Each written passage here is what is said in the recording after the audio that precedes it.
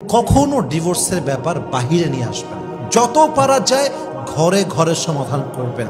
আমি আসিফ একটা কথা আপনাকে পাথর খোদাই করে লিখে দিতে পারবো, স্বামী স্ত্রীর সম্পর্ক পুলিশ দিয়ে টেকে না, মামলা হামলা দিয়ে হয় না। স্বামী স্ত্রীর সম্পর্ক বৈঠক দিয়ে টেকে না। স্বামী স্ত্রীর সম্পর্ক মামলা, কোর্ট, হাজিরা, জজ, উকিল, ব্যারিস্টার, পুলিশ, র্যাব, আর্মি এইসব দিয়ে টেকে না। স্বামী স্ত্রীর সম্পর্ক এটা চার দেয়ালের সম্পর্ক। যতদিন এটা চার দেয়াল আছে, উভয়ের মাঝে আছে, ততদিন এটার দাম আছে। যখনই এইটা বাহিরে যাবে, থার্ড পারসন নাক গলাবে, পুলিশ কথা বলবে, উকিল কথা বলবে, একদম জজ কোর্টের সামনে মামলা যাবে, কসম খোদার সম্পর্ক টিকবে তো দূরের কথা, একে অপরের শত্রু হয়ে যাবে। ঠিক কিনা বলেন? ভাই আপনি থাকবেন না, ওকে আপনি ডাকেন, ডেকে বুঝায় বলেন, তোমার এই অন্যায়ের জন্য আমার পক্ষে তোমার সঙ্গে থাকা আর সম্ভব নয়। এক নাম্বার সলিউশন, আমরা মিউচুয়াল আন্ডারস্ট্যান্ডিংয়ে আসি। তুমি তোমারটা সামলায় নাও, আমি আমারটা সামলে নেই। আমি তোমার কোনো অপরাধ কাউকে বলতে যাব না। তুমি তোমার মতো বিচ্ছেদ নিয়ে আজীবন তোমার মতো থাকো। কাউকে মন ছেলে বিয়ে করো অথবা একা থাকো, দ্যাটস ইউর ওন ডিসিশন। এবং আমাকে আমার অবস্থায় ছেড়ে দাও। বাচ্চা থাকলে সমাধান করেন, যে বাচ্চা কখন কার কাছে থাকবে, কেমন লালন পালন হবে, সমাধান করেন। ঘরে সলিউশন করবেন, বাহিরে যাওয়ার কোনো প্রশ্নই আসে না।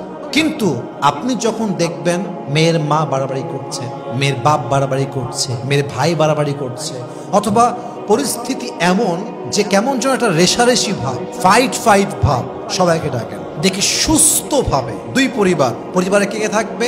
মেয়ের পক্ষের বাবা মা, সর্বোচ্চ ভাই। ছেলের পক্ষের বাবা মা, সর্বোচ্চ ভাই থাকলে ভাই, অথবা অন্য কেউ নয়, জাস্ট আপন, যারা কলিজার সম্পর্কে বসায় কথা বলেন যে আমাদের মাঝে আমরা কিছু প্রবলেম ফেস করছি, এবং এমন প্রবলেম যা আসলে বলা সম্ভব নয়। আমরা বিচ্ছেদ চাই, আমরা একসঙ্গে থাকতে চাই না, অথবা আপনার একার ডিসিশন, আপনি বলেন যে আমি থাকতে চাই না। এখন আপনাকে বলবে তোমার ওয়াইফের অন্যায় কি, খুলে বলতে হবে।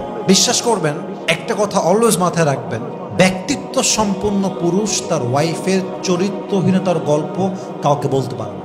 বলবে কেমনে? আমার বউ তো এটা, কেমনে বলবে? স্বামী গিয়েছে আদালতে মামলা করার জন্য, মামলা বলতে গিয়েছে আর কি, গিয়ে বলছে যে আমি আমার ওয়াইফকে ডিভোর্স দিব, আমি কাগজ চাই। তো জিজ্ঞেস করলো কাজী সাহেব যে কি ব্যাপার, আপনি তালাক দিবেন কেন ডিভোর্স দিবেন? হাজবেন্ড বলতেছে যে আমার ওয়াইফ, সে এখনো আমার ওয়াইফ, যেহেতু সে আমার ওয়াইফ, আমি তার নামে বদনাম কেমনে করবো? আমার ওয়াইফ। তালাকের ডিভোর্স লেটার নিয়ে চলে আসছে। যখন তালাক দেওয়া শেষ, তালাক হয়ে গিয়েছে, 90 দিন হয়ে গিয়েছে, তখন আবার জিজ্ঞেস করছে যে আপনি আপনার ওয়াইফকে তালাক দিলেন কেন, কারণটা কি? বলছে যখন তিনি ওয়াইফ ছিলেন তখন তো আমি বলি নাই, আর এখন তিনি আমার জন্য গায়রে মাহরাম, তিনি আমার জন্য একদম অপরিচিত মেয়ের মতো একজন, তো আমি একজন গায়রে মাহরাম অপরিচিত মেয়ের নামে বদনাম কেন করতে যাব? This is called a strong personality. যা হয়ে যাবে, কারো সম্মান নিয়ে আমি খেলতে যাব না।